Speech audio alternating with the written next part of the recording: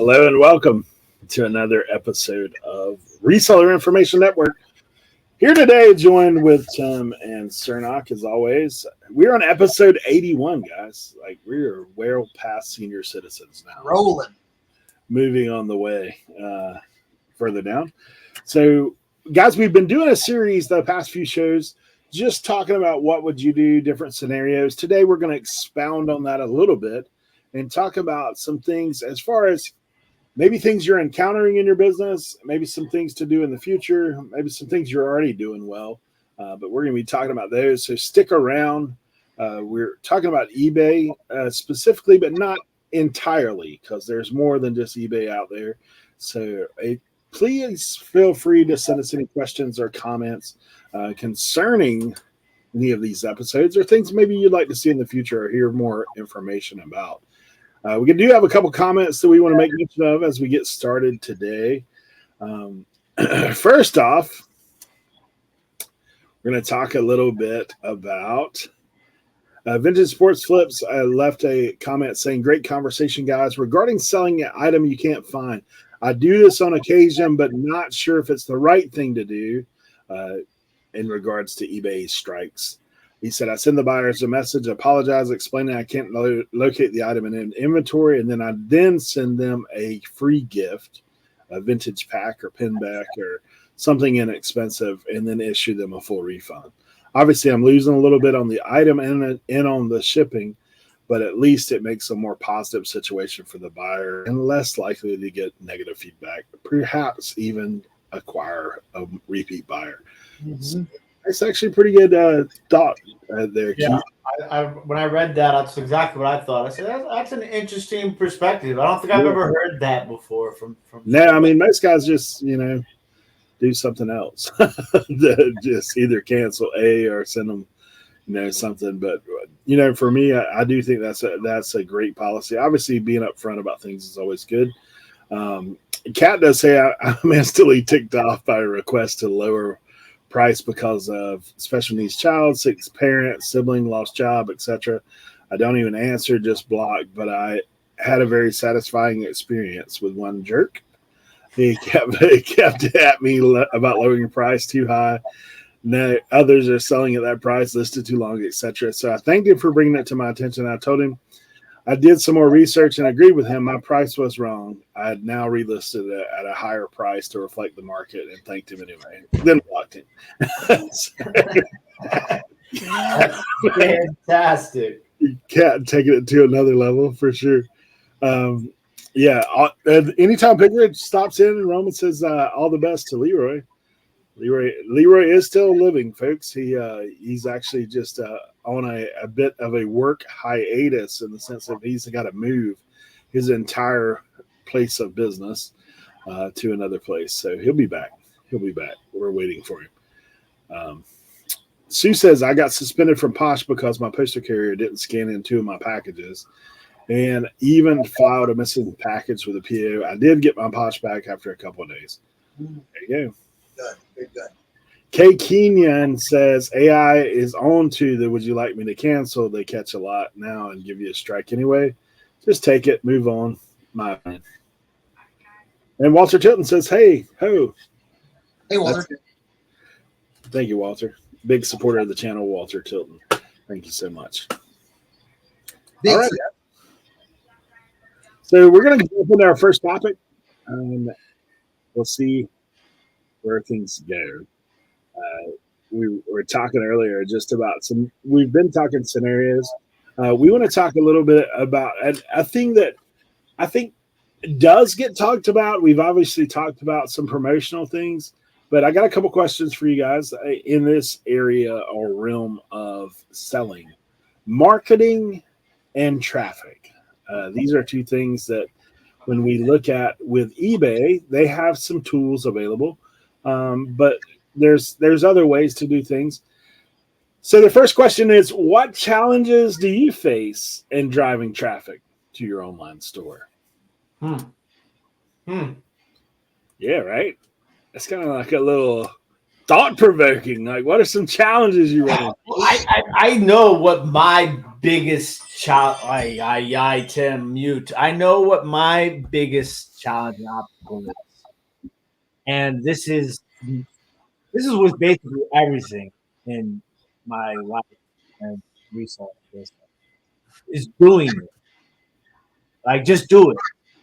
Like, I sometimes I struggle with it, and a lot of that is my own fault because I have my hands in so many different places and different things that I'm I'm constantly evolving and trying to work on a new I don't know, itinerary, timeline, schedule, structure, that sort of thing. I was telling Cernock before we started recording about how I've been I changed my timing of work where I've been getting up earlier at like between 6 and 6:30 every day instead of working late. I've been finding it to be more productive, which is the ultimate goal. So I think the biggest obstacle is just doing it, finding a routine that you follow, because I've always believed people I think people have this misconception of social media, right? Where it's like, you need to be social media and be popular and to have followers to look at your stuff and buy your stuff. Does that stuff help? Absolutely. But that's not the end goal, I think, of social media. When I first started my YouTube channel, didn't know that there was wasn't thinking about getting monetized. I didn't even know that there was a reselling community. I was doing the YouTube because I was trying to drive traffic to my Etsy store. That's the whole reason why I started a YouTube channel. So I think once you get past that idea of social media being like, your face and like TikTok dancing and stuff like that, I think you can really utilize it to drive traffic to your stores, especially with the evolution of social media. Because before, like you couldn't even put a link in your story. Like you used to, it would link in bio and stuff like that, right? But like especially on district with what they're able to do with magic comments. We've had a couple of people in the one-stop shop. If you guys aren't already members of the one-stop shop on district, check out the link in the description below. We're always looking for new sellers as well, especially live sellers right now. But you can do the magic comments, and we've had people sell stuff recently and they were like, I sold that through a magic comment. So I think setting up, especially if you're full-time, you should have social media. Instagram at the bare minimum. Instagram, Facebook, TikTok, Twitter, Pinterest, which is something that I was in way back when, and I never revisited it, and it's kind of something I've been debating. But I think that's all super important when it comes to marketing your items. Like being able to get people, because people's attention spans is so short, right? But like if you post a picture in your Instagram story with a link, they click the link, they can buy it. Like it's bang, bang, bang, bang. It makes it a lot easier. And especially with like, I'm sure Cernock, in the community, the amount of people that follow him within the vintage stuff, he posts something that's like a grail or a crazy piece. Like he doesn't even, I mean, I'm sure your DMs get flooded immediately. You know what I'm saying? So it's being able to use all that is super important. Obviously, like you have your insight tools. I've been boosting my items on Depop, and I've found that has helped with Depop sales lately.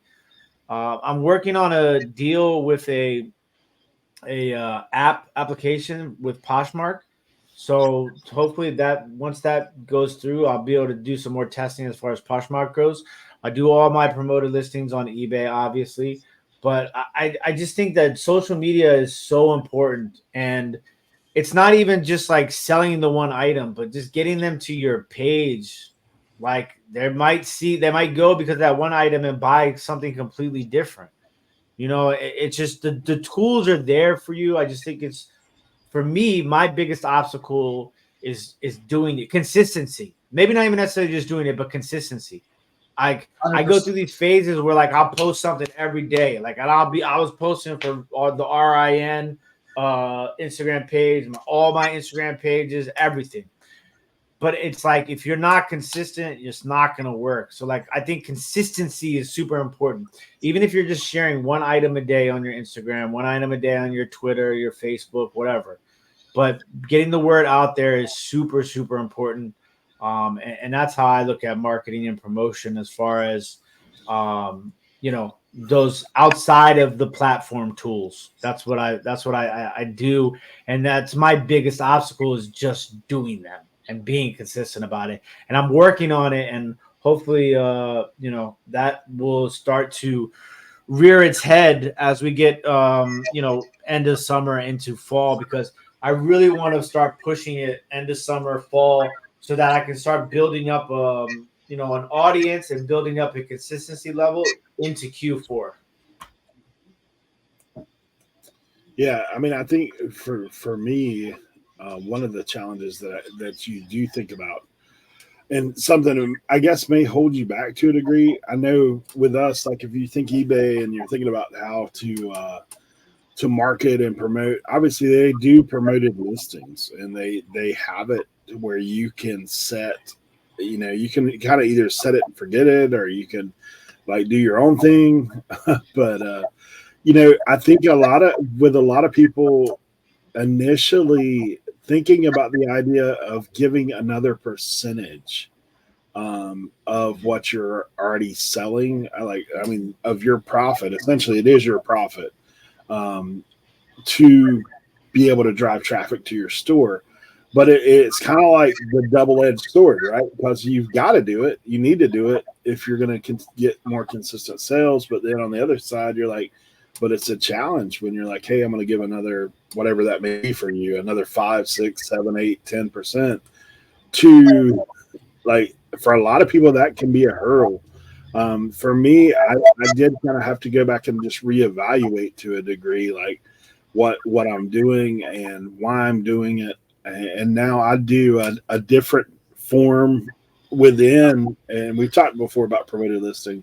I actually use that dynamic pricing, so I've got a range versus and it does constantly change. But you know, that can be a hurdle. I think Tim is dead on about consistently using other tools, social media, and consistency is the same thing. And then, you know, just being aware too, the more eyeballs you can get on your stuff, the better off it is. So one of the advantages that you do see with cross posting to a degree would be a way of getting more eyeballs, because now even with one stop shop and district and that, like, now things are popping up. They're popping it up on Google. SEO, on Google, and you know, we're seeing these things that come about. So I mean, I would think too, like, and I guess to a lesser degree, like one of the challenges with marketing is always one of those things that is, it can even come down to how you're posting items, and you know, maybe taking that extra little bit of work to, I know something that Cernock preaches to us all the time. If we're having the best pictures, like it's something that catches the eye. Because isn't marketing just trying to get eyeballs on your stuff? Like, once you get an eyeball, is it capturing that? Mm-hmm. So, Cernock, what do you see as some challenges? I think it's just like knowing, kind of like, you know, like looking at eBay. It's like, all right, should I be doing promoted listings? Should I be doing a coupon? Should I be doing all these things? And I always say to people that ask those questions, if you're wondering about it, I always say this: these are built-in eBay tools to help you sell. Okay? Some people look at promoted listings like, they're just trying to get more money out of you and all that stuff. But when you do promoted listings, it sells. I know a lot of people that complain about slow sales and stuff like that, but are you doing promoted listings? Are you doing a coupon? Are you doing a 10, 15% off sale going? You know, all these different little things, you know, and you know, my sale, I do a 20% off sale on every single item. Now, it's a built-in 20% off, you know, where like that's the price I want. But when the buyer or potential buyer sees that, it's like, oh, well, they've already reduced the price. it's another psychological thing for the buyer to take a look at. So, I do all those things, anything in the, the selling platforms. And I think too, your social media, if you're a full-time seller and you have a social media, you should be using it. You should be, telling people what you do and showing people, what you're selling. And you never know when someone's going to go, yeah, I want that. Yep. I was at the flea market this weekend, and someone asked me, well, Chris, what kind of shirts do you like to buy? And I told him some obscure thing. He goes, I might have something. Dug through his pile. He pulled out the shirt. I'm like, yo! Now, here's the thing. No one else it meant nothing to. But to me, it did. So kind of using that story is, you never know when you throw some of these things out there. Like, hey, here's my little haul. You never know when someone's go, yeah, I want that. I need that. I don't want it. I need that. Yeah. So, use those things. And again, there's so many different little platforms here, there, and that. Man, I like to experiment with things. Hey, experiment with these new platforms. Or, see what sells on here, see what sells on there. You never know. To the people that say, oh, I'll never cross list. It takes too much time. Give it a chance. Yep. Give it a chance. You may, you that might be in your head, but if you haven't done it yet, you'll never know. So it's running those experiments. Like we talked on Tuesday, I'm running an experiment on selling 100 hats on eBay, doing an auction. So it's all those. It may not be like promoting and marketing, in the classic form we think of, but maybe just doing things a little bit different, or thinking outside the box, or maybe go sell at a flea market, or maybe have a garage sale, or maybe, find a high bid auction near you. All those things, outside of, being on your computer are potential sales. I know a lot of people that just do Facebook Marketplace for their heavy stuff, and they do great with it because they're in a great community. So it's all those things where it's like, if something's slow over here, I try to fix it, but I also don't go, well, I hope that works. I hope it works. All right, hey, well, if that's not really working right now, this is, and this is. And maybe not this over here so much, but we'll put that to the side. Like my Depop. My Depop hasn't been popping off. Well, guess what? Instead of putting all this work into it, let's put it to a side a little bit and let it rest, and we'll get back to it eventually. But just kind of doing those things, I think you can help with like your promotions and your marketing as well. Okay. So next, and this is kind of like building off that a little bit, but also just a real quick, like if we were to say, so what's some things, like how effective is your current strategy? Like, are you seeing good thing? And then, so what's some things that you may be falling short in? I know we touched briefly kind of on the consistency factor, but like, what are some things that if you were looking at, say like, look, this is what I'm currently doing, and this is what's working, and this is what's not. Like, if you could bring it in just a little bit. I know exactly what my problem is. Okay. I like to shop. I don't like to list. You know what I'm saying? So it's hard to market it when you don't have it for sale, right? Yeah. You can still market on your Instagram, Yeah. But I'm just saying, it's hard to sell it if it's not in your store, or if you're not bringing it to the flea market, or if you're not doing all these things, it's hard to sell. I think, consistency is a big thing. And then just like, I'm very ADD where it's like, oh, let's do this. Okay, let's do this now. Let's do this. I have a plan. I have this plan worked out in my mind of what I want to do today. Yeah. And it doesn't happen. And a lot of times that's where I find myself like just jumping around so much when you don't have a clear, like, hey, this is what I'm going to do today. Or if you're going to say, this is what I'm going to do today, you stick with it. I jump around a lot, but those things I think, work sometimes, where it's like, hey, instead of maybe going out shopping today, let's throw up some auctions. Let's do something a little bit different, or cross list more, or there's always a lot of things to do It's just figuring out what and when to do them. You know what I'm saying? And I think, you know, when you're by yourself, you're a single person doing this on your, you know, by yourself. It's sometimes, I think that can be your greatest factor in slowing you down. Going, all right, well, I've got this whole day. What do I do with it? And how do I make it successful in my eyes and in my pocket? So, yeah. So if you think about what's your effective, and then what do you think some shortcomings? Well, obviously, strategy, not just yourself. Like, well, I mean, it's just you have to. I don't know. I'm a very detail oriented person, right? So like I'm super like anal about stuff, and ask Eric. Like I'm always like, I don't know, man. Maybe we should wait. Maybe we need, we need to plan. We have to promote, stuff like that. Like that's how I am, right? So I think there has to be a good balance of like planning and freestyling, right? Like you have to have a good balance of that because you don't want to become a robot, right? But at the same time, you have to have some sort of structure. Maybe not even necessarily structure, but a foundation, right? So, like for me, it's like, all right, when I get up in the morning, like go to Grails. What listings are eligible to be boosted? Boost my listings, right? If I'm using a Poshmark sharing tool, fire that bad boy up. Get the Poshmark sharing going, okay? Go to eBay.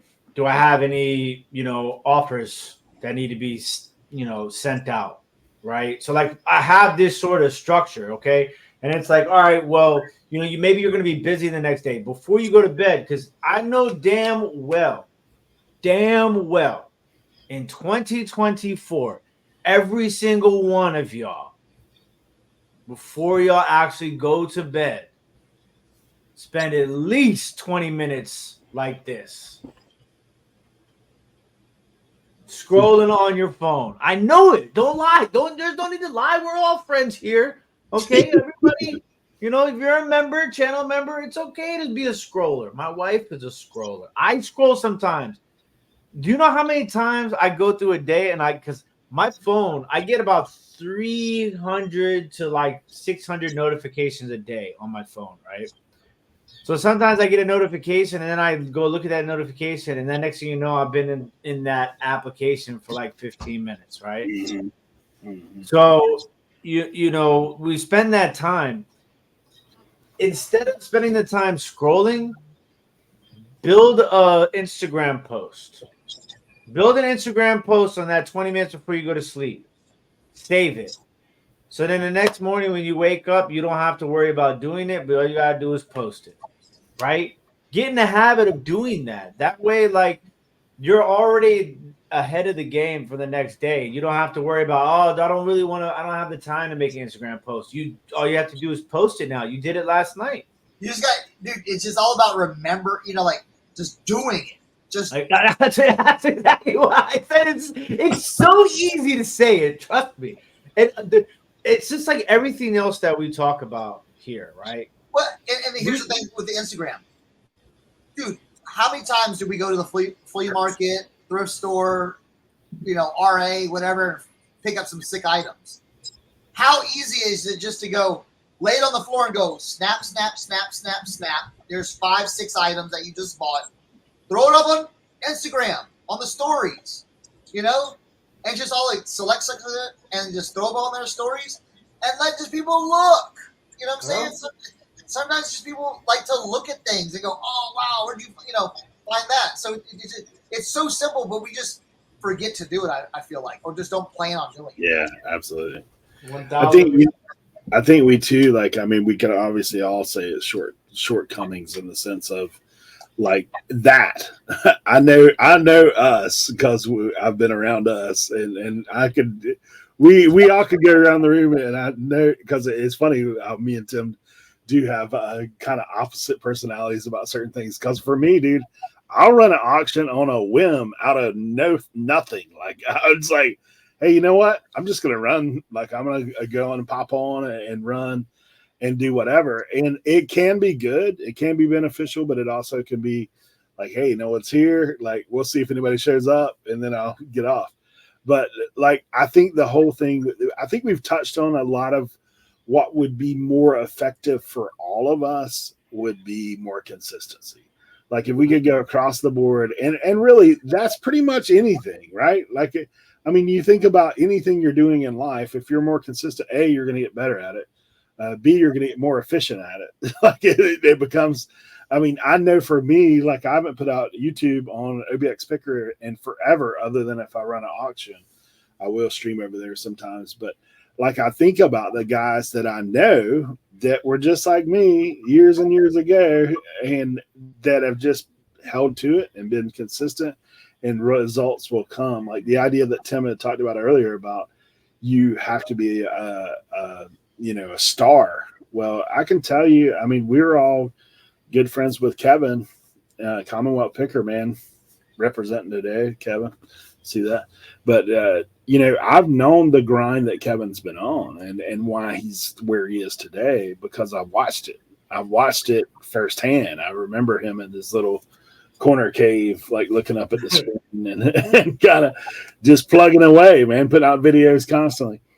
So marketing really is just being it's getting eyes on your item, but also like you're in control of some of that. Like if you are using social media, if you are using whatever that may be, even with eBay promotions, even with, hey, I'm going to run a sale. So now when people are clicking through, they see, or whatever you can do to market your items better.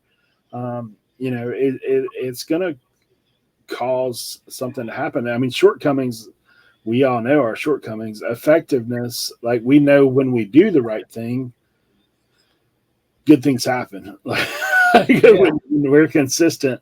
I can tell you because as of right now, through just a bunch of different things going on, I'm at an all-time low as far as eBay sales, and it's because I really have not been putting in very little effort, like between building the Airbnb, my dad's health conditions, just things on and on and on.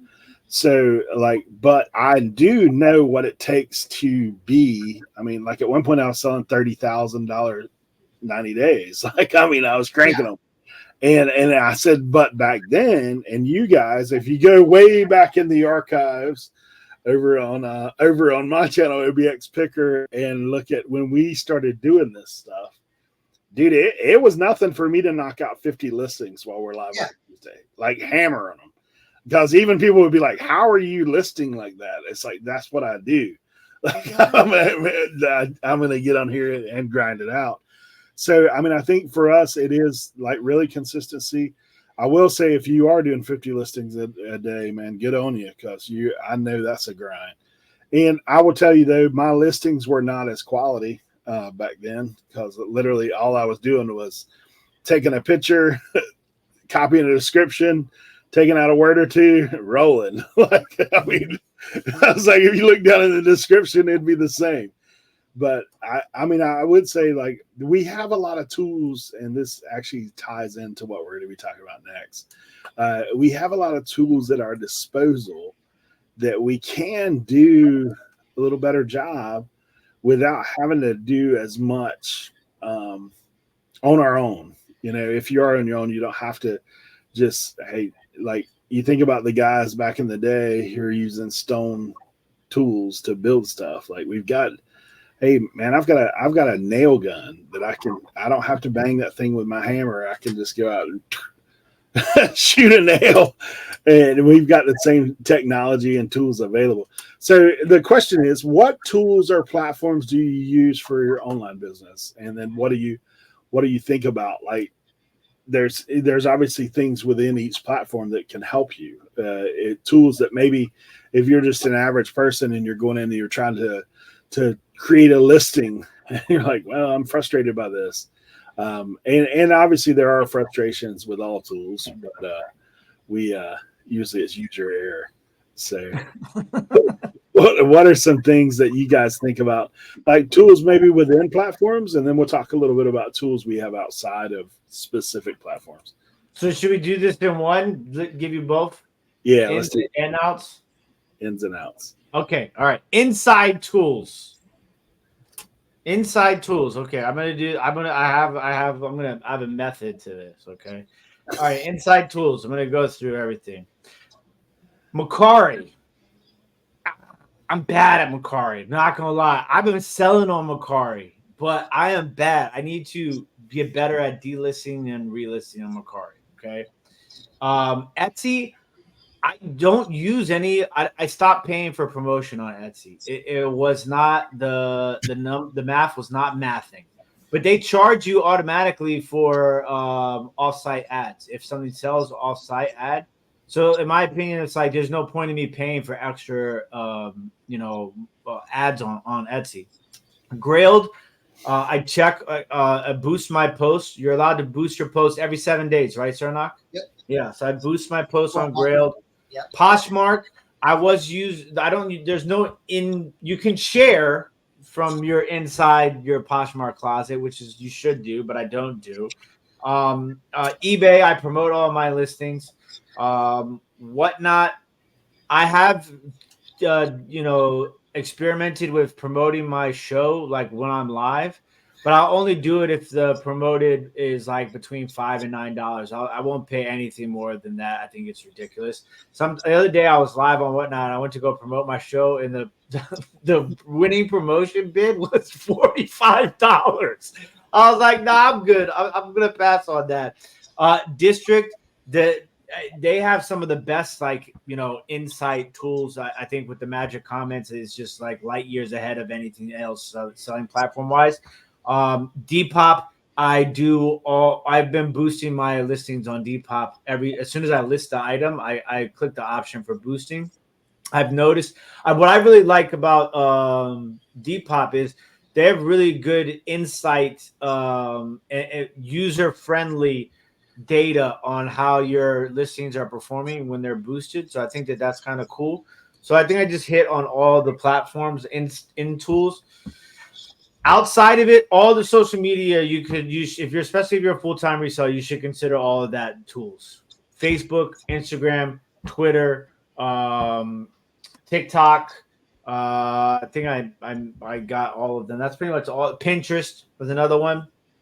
Outside of that, I think of Photoroom as a promotional and marketing tool, because if I'm going to take the time to make a nice AI background, I think you should use it to be shown outside of just your listing, like especially on Instagram. Like, a lot of times people message me like, damn, where'd you take that picture? And I'm like, I was at the beach. I was at the beach in France, and I took a picture of the paperweight. You know what I'm saying? So I think Photoroom is definitely one of those tools. And then when you get into like Poshmark stuff, like I was using Flip, but then they took away not Flip. What was it called? We were using Flip for yeah. I still use Flip. Yeah, and they stopped giving it for free. It's not free anymore. Yeah, I stopped using it, and I'm actually in talks with a new application. It's not new, but new to me to use. I know some people that use it and swear by it. It's called Sidekick. I'm in talks with working out a deal with them. So hopefully that goes through soon, and I can let you guys know how that tool works. I don't really know, outside of the social media platforms and then like the tools like Photoroom and your Posh tools, I don't really know if I have another I'm looking at like my apps to see like, is there another tool that I use on here? Worthpoint, I mean, but it's not really marketing. It's not marketing, but yeah, I guess that's it. That's all I really use. So you got anything besides? Well, I use a lot of stuff he uses. Vendu. He uses. Tim. But I use Flip for Poshmark. Okay, I use that because that shares. That if you're not using like something to help you share and send out offers on Poshmark, you should, because with Flip it's $9 a month. Now listen, it's $9 a month, but listen, I think it's worth it. It shares all your items, and then I can, if someone bundles an item, I can send them an offer. If someone likes an item, I can send them an offer. It's all automated. It just runs, in the background to where That's the best part about that. yeah, you don't have to babysit it. Just check on it every day. Make sure it's still running and everything like that. Make sure you don't have any updates or anything like that. But I feel like it's a really good tool to use with your Poshmark. Now Depop used to have some. They used to have some bots that you could use, but literally what Depop did kind of made the bots worthless now. So now that so I'm boosting on there. Like Grailed every 7 days. Macari. Now here's the one thing with Vendu that when I use Vendu, you were talking about delisting and relisting on. You can do that on Vendu, right? With Vendu, it is so easy. This is the weekly reminder that Cernock is giving me to leave Lives Perfectly and join Vendu using his code that you can find in the description of this video. It's so easy where you can what you can do is you can say I only want to see the items listed on Macari or see all items listed on Macari because there's some items that you might not have cross listed yet. So you can hit the Macari thing and it'll show everything you listed on Macari. Then you can go, all right, what has been the oldest to newest? Okay. But then you can even do modified, oldest modified. Okay. And you can see when when you did the delist and relist and you just pick 10 at a time, hit the button, let it do what it's worth, and then go the next 10 and then, or however many you want. So I definitely think that's a good thing to do on Macari after 2 or 3 weeks.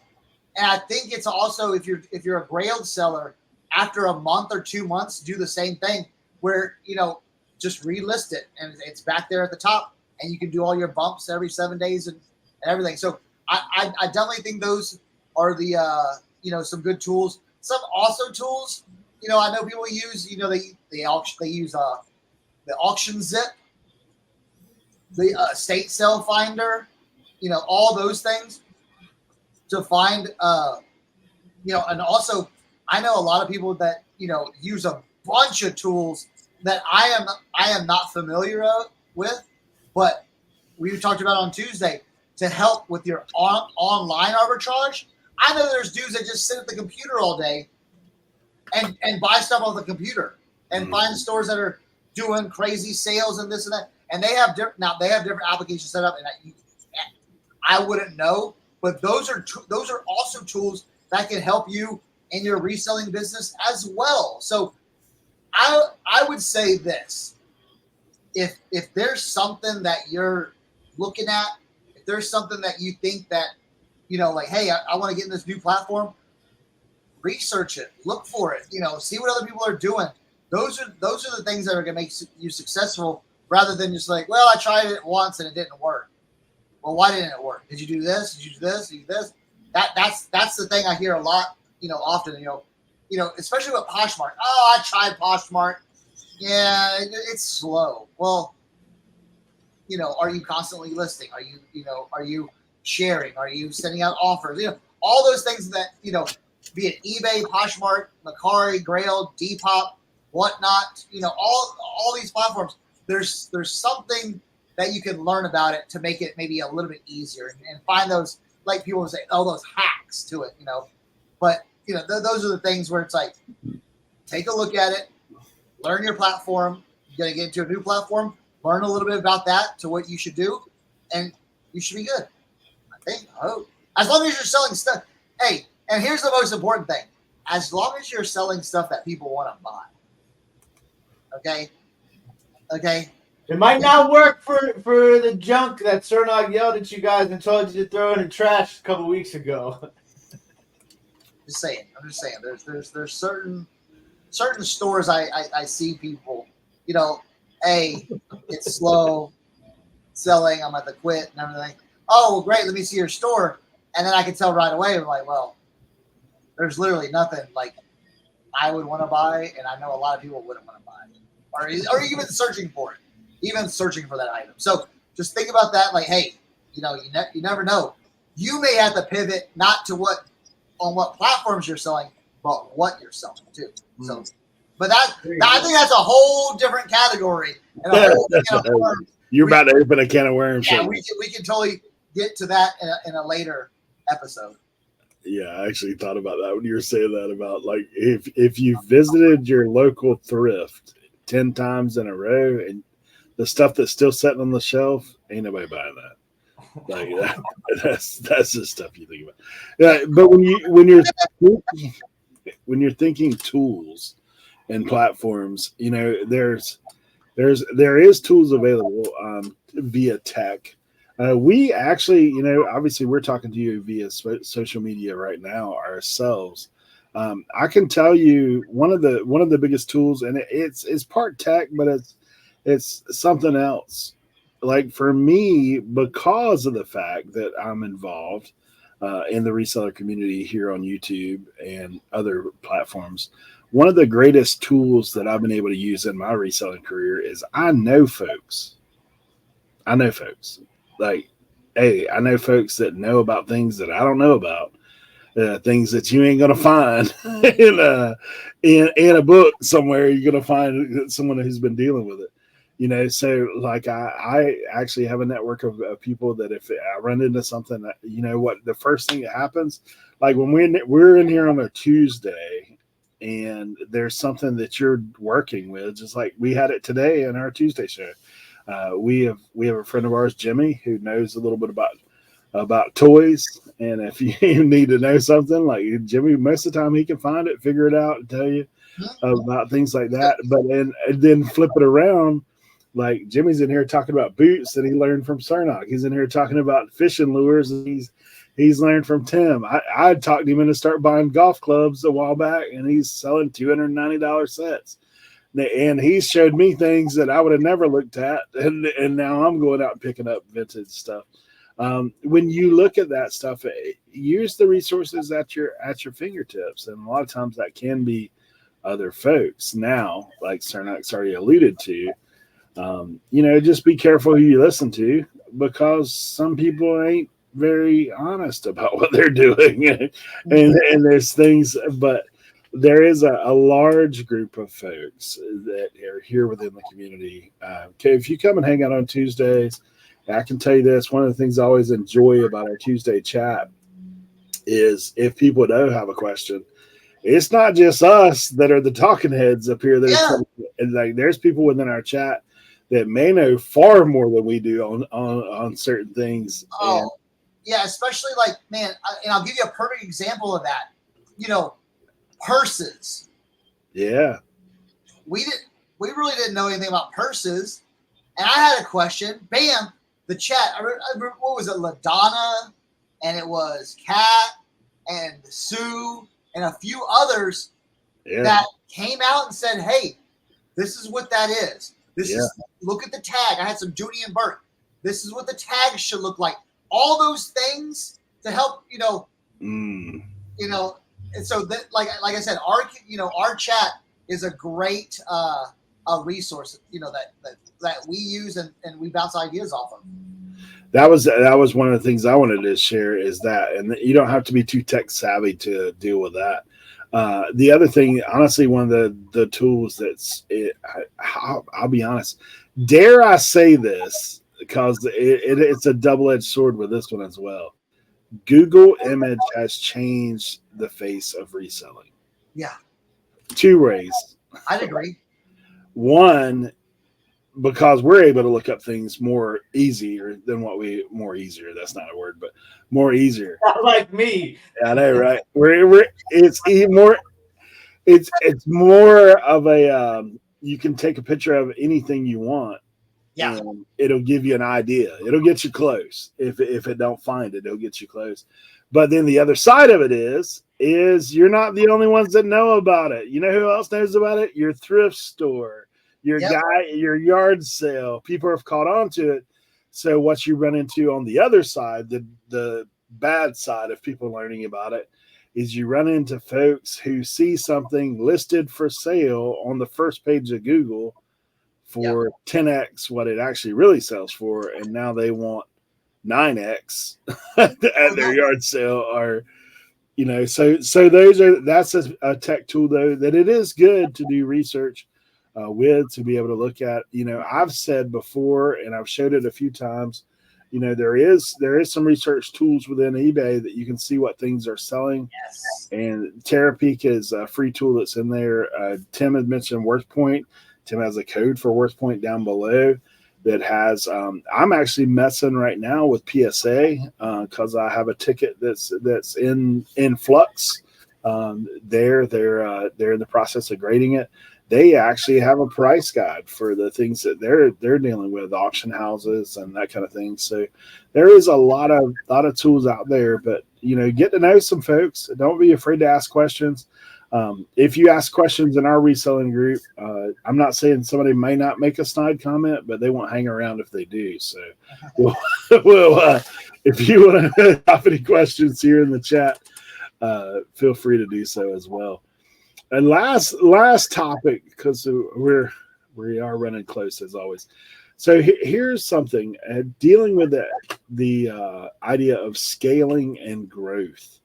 If you are just starting out, or maybe you're at a place in your online selling career of maybe looking to make a leap and to do this thing a little bigger, or to scale things, or just to grow with where you're at.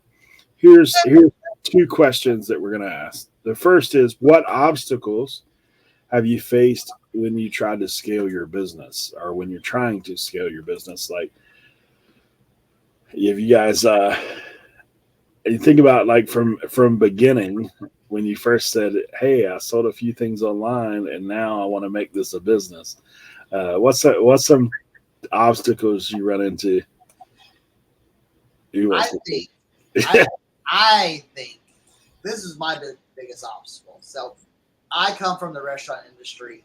I was a manager. And the one way to scale is to get employees. Okay? Here's my problem. I don't want to deal with employees. Okay? That's the big issue. If you don't have family or a partner that's involved in your reselling business, I think it's a little bit harder to just be a one-man band. But I think there are enough things that you can do as a one-man band to be successful, not having to scale it in the point of just your natural scale of like eBay. Let's just take the baseline of eBay. Well, I want to scale it. I want to, hire people to pick pictures and do this and that. And that's one way to scale it. But I think another way to scale it without employees is kind of, and I've been trying to do it, looking for different outlets to unload a lot of stuff. Someone told me once, if you eat like an elephant, you need to poop like an elephant. We're pooping like rabbits. So, our death piles or our grow and grow and grow, to where a lot of it is learning how to, all right, let's get, and I'm doing these things. I'm trying to scale like horizontal. I don't know. I'm scaling to where I've got more irons in the fire, and I've got money coming in from a bunch of different places rather than just one source, And I think that's a way to scale it as well, is to see how much inventory you have coming in and how much inventory going out. Because my problem is not finding it. I could load up my car every single day if I wanted to on the cheap. It's getting rid of it, and that's where, the flea markets, the auction houses, doing some of these bigger auctions on eBay, grouping up 100 hats together and selling them as an auction on eBay, doing more of that, trying to push more out. I think too, another way to do it, and it's a lot harder now, but, doing Whatnot, and I know, we've done Whatnot, and but some of these newer sellers, may have some luck on whatnot, or even on district, with their both live selling. So definitely, live selling. I think the upscaling with employees versus what I'm talking about is a little bit different, but I think it still works in the same kind of circles where it's like, again, I'm putting more of my items out there. I want to put more of my bigger items on Facebook Marketplace and try different areas rather than just like saying like different platforms and cross listing, just different ideas about how you can get your items out faster. Like I do wholesaling too, so that's another part of scaling your business too. If you're getting a lot of items that you just hey, I bought 20 shirts, I sold one that doubled the cost of all of them. Well, guess what? Now my wholesaler comes in, I can sell them at $5 a piece. Who cares? And get that money back to throw it into something else. So it's all those things in one. When people talk about scaling, I think there's different avenues that you can take versus just listing more. A lot of people think listing and selling more, but it's throwing your products out in different avenues. Yeah, I definitely think that's the case. What do you think, Tim? I mean, I think Cernock is 1000% right. So I'm obviously you guys all know like that's been like my method for a while now. Like I'm always going to try something new because I've been preaching it for I don't know how long, adjust and adapt, right? But you never know if something's gonna work unless you try it. And the other thing too, I think that Cernock said that really resonated with me earlier that coincides with this what I'm talking about right now is you tried it once and it didn't work and that was it, right? Do you know how many times people do that? It's so bad. Sometimes you have to try. Do you know how many times people probably, especially like successful YouTubers, have put out like a video and it not hit? And then do you think they just said, "Oh, I'm not going to make videos anymore"? They kept churning out content until they found out what worked, right? When you're trying new things, you can't just try it once and then that's all the data you're going to get for thinking that this is not going to work, right? Yeah. So I think those two things, as far as scaling, are super important to understand in the the micro of that expansion, right? And I think that also for me, I'm in the process of figuring out how I want to scale my business, right? Because I am never one to get comfortable. That comfort for some people, comfort is like their like idea of paradise. For me, comfort is hell. Okay, like I do not want. If I feel comfortable, something's not right. I'm not doing enough, right? And I'm not saying that everybody should be like this. That's just me personally. Now, when I say that, it just means that because if I get comfortable and I fall into my ways, there's going to be some young whippersnapper behind me who's hungry and who's going to think outside the box and is going to push the limits. If you're not doing that and you're just like, I'm going to list on eBay, you're going to get so left behind that you're going to be one of these things that I don't believe in, and it's called a dinosaur, and you're going to be yelling on the internet at people and thinking that something's wrong with everything else and it's not you. And that's because you got comfortable, you got stuck in your ways, you didn't want to change with times. Don't blame anybody else, blame yourself, right? So I'm trying to take these things into perspective when I'm scaling my business, and I'm trying to grow, right? But I'm not, and this is another. I mean, Cernock's been hitting on so many different points today. It's really fascinating to me. It's interesting, right? Because I'm trying to always think about. I'm thinking about how you were talking about scaling vertically and horizontally, right? And taking it and twisting it a little bit, because I'm trying to grow my business, but like growing my business doesn't mean I'm trying to buy more, right? I think some people get that mistake, right? Just because you're trying to grow your business doesn't mean I'm trying to get a warehouse and 20 employees and like I'm trying to sell 5,000 of the same item. I'm trying to grow my business, but I'm trying to do it smart. I'm trying to work smarter and not harder, right? In a lot of that scaling of my business. What I've been trying to do is getting rid of that junk, right? And using these avenues that Sir Knox been talking about: auction house, flea market, wholesale, Facebook marketplace, right? To get rid of my junk. And I'm simultaneously, while doing that, starting over. And it starts with the buy. We say it so many times. I have been buying and sourcing so much better than before. Like really, really thinking about an item before I buy it. So like I was at the flea market and I saw this vase, and it was a nice vase, Costa Boda, right? Guy wanted $30 for it. I found us two sold comps. One was 75, one was 90, and there was probably maybe about 7 listed.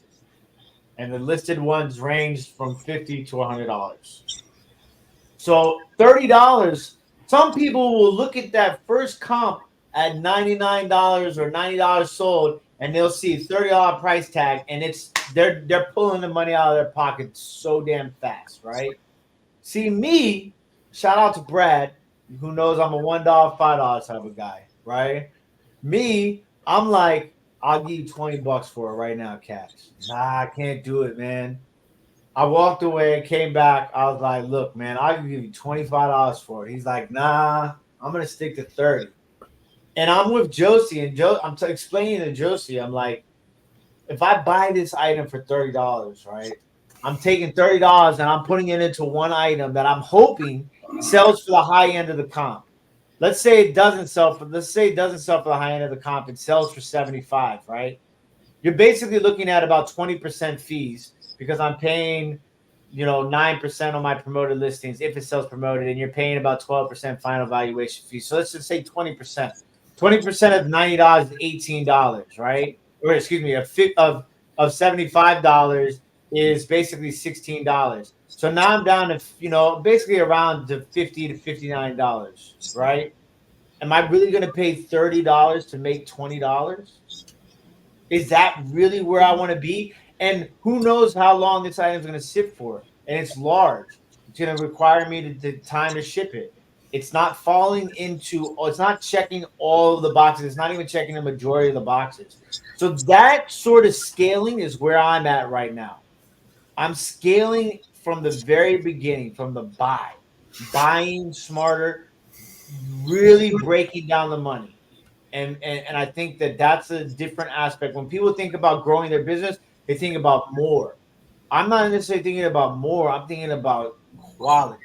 I'm thinking about smart. So that for me is about how I'm looking at scaling the business, scaling back while scaling forward at the same time. If that makes any sense. I know I kind of like went on a tangent there. I apologize. Now, when you look at it, I think we all talk because I mean, and here's the thing. I'll just talk with everybody else that's listening. Everybody has their own, when we consider ways of doing things, and also like everything's different. You got storage, you got availability of help, you've got finances. Like all three of those things play a role in all those things. And honestly, like the idea, if you're going to bring on an employee, like some of the pain points would be, you got to trust them, you got to train them, you know, and then you got to pay them. Like, I mean, those three things have to come into play. So, and that's a lot of time too. Because Yeah. And overhead. And like when I'll tell you this, we always think, get the kids to help out. Hey, like if I got to explain where to go find this item, it usually takes me longer to explain it than walking over there. Don't get it yourself. It's just one of those things where it's like, Like, how do you keep the? I don't know. It's I usually have them help with shipping, and that's about it. You know. Yeah, I mean, that's the thing. So, like, one of the things that I've thought about always about scaling is how can you scale by yourself? It's along the lines of what Cernak said, but it's also getting better at your process, right?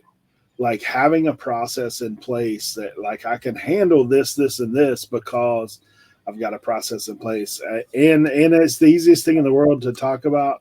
Like, okay, so if you do all that reverse engineering in math, like, okay, hey, I need to know that I need to list this much item to get this many items sold, kicking out on the other end, or whether it's various platforms or what it looks like, is how can you work more efficiently? Because I mean, like just like Tim said, work smarter, not harder. But what does that mean for your business? Like, because it could be completely different for everybody. Exactly. That's what I'm saying. So that could look way different for me and you. Like for me, like if you think of the idea of literally for me, I'm in the same boat as Cernak. I can get inventory at a whim. Like I can go out and load the back of my vehicle.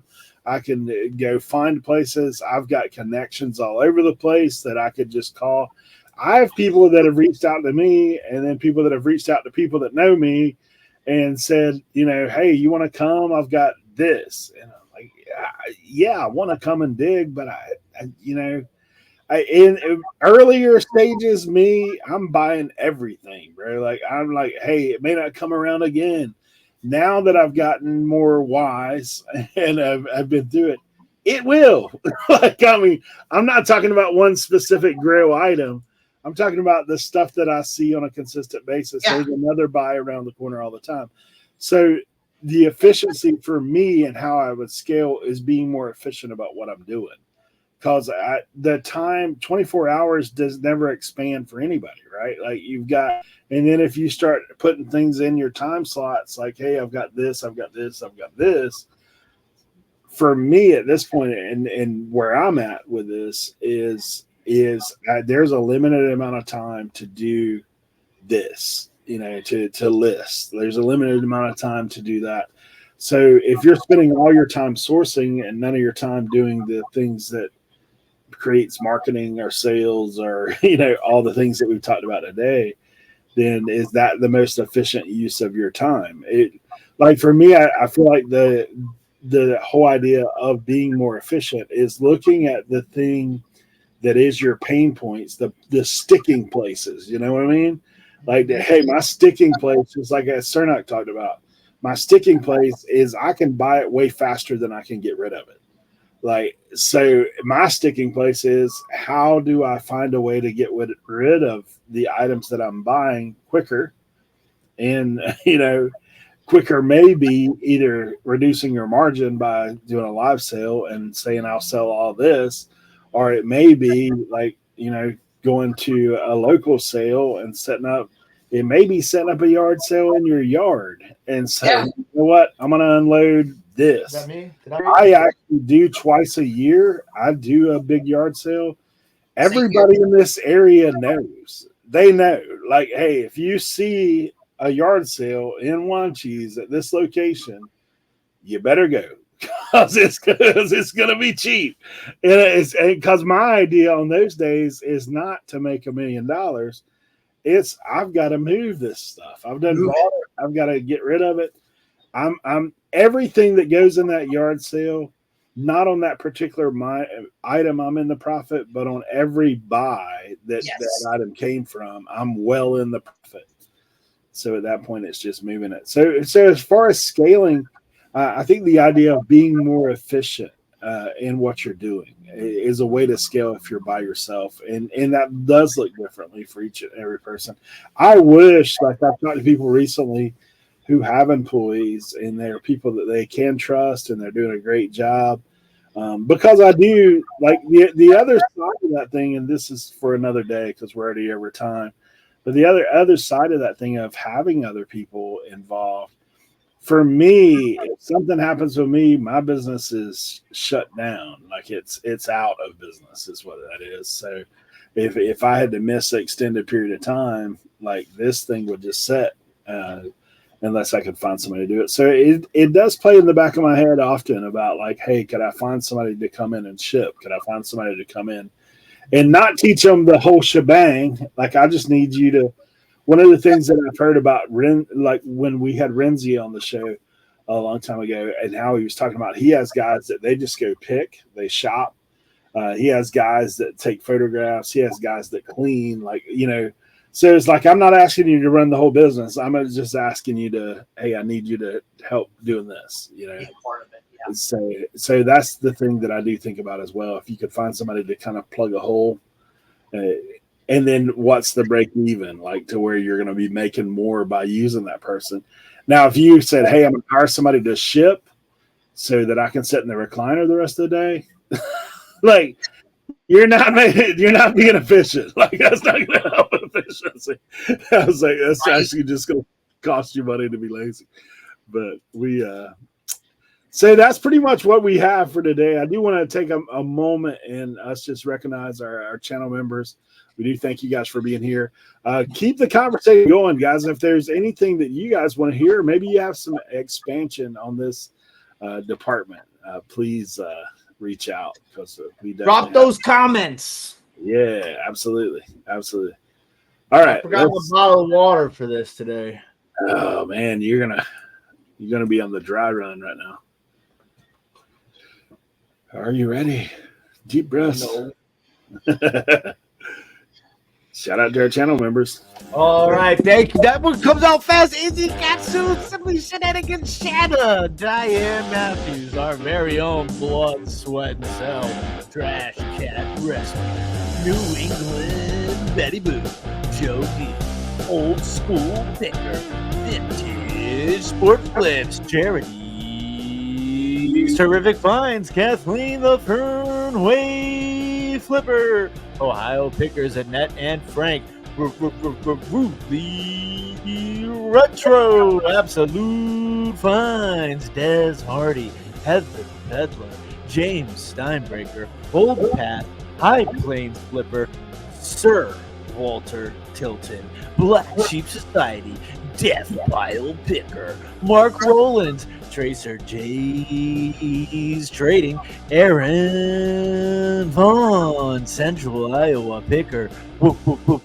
Wiggle Room 9, Buck Mountain Barn, Pinjo Picker, Trash to Cash Podcast, Mayberry Picker, Bluegrass Picker, Miss All Right With Me, Kent Daigle, Miss Trading Post Picker, Jasmine, One Man's Trash, Trashy Panda, Savage PG, Lindsay Dean, Victor Echo Coins, CK Postcards, Sentimental Connection, Silver Hair Stacker, Amy Elrod, and Wes Smith. To close us out. Yeah. Whew. That's a doozy. Hey, we do appreciate each and every one of you guys for being here. Don't forget to check us out over at One Stop Shop. You can also find us on everything social media, One Stop Shop and Reseller Information Network. So come by and check that out. That's Eric's way of saying, "Hey Tim, when are you going to get back on that?" I'm on it. I'm on it. I figure if people message you, then you'll be like, "Hey, you know, drop comments over there, folks. Share your finds. Market." Hey, hopefully everyone took some tips and tricks and some hacks from us today, you know, about expanding vertical, horizontal, diagonal, four-dimensional, sphere, whatever, you know, just, it's like this. You know what needs to be done. There could be extra things that can be done. Feel it out. Everyone's different. Your sourcing is different. Your selling is different. So find these things that work for you and take advantage of them. So hope y'all learned something, and take it away, Tim. Yes, ladies and gentlemen. This was a good conversation. Like, Sternock hit on a lot of points today that, you know, made me think. And I think I don't think that. I know that that's what sometimes we all need to do, is we need to think, just put a little bit more into it. and we're always going to be growing, and we will never claim to know everything ever. Never going to tell you that we're experts, and this is how it's supposed to be done, unless it's putting hats in boxes. Outside of that, everybody's going to do things a little bit different. I think Eric said that, and I think it's important for us to know that. But at the same time, be open-minded. Try and listen to all these different ways and perspectives, because that's how we grow, not just as resellers, but as people. And if we want to grow as resellers, we also have to grow as people. So we want to thank you all for all the love and all the support. Please drop some comments below. Please check out the One Stop Shop. If you are interested in live selling, we are looking for live sellers. And if you're not, and you just want to sell some cool stuff, come to the One Stop Shop. Drop an application. We appreciate all the love and all the support. Don't forget to Don't forget to subscribe and hit the thumbs up button. But most importantly, don't forget to tell a friend about RIN Reselling Information.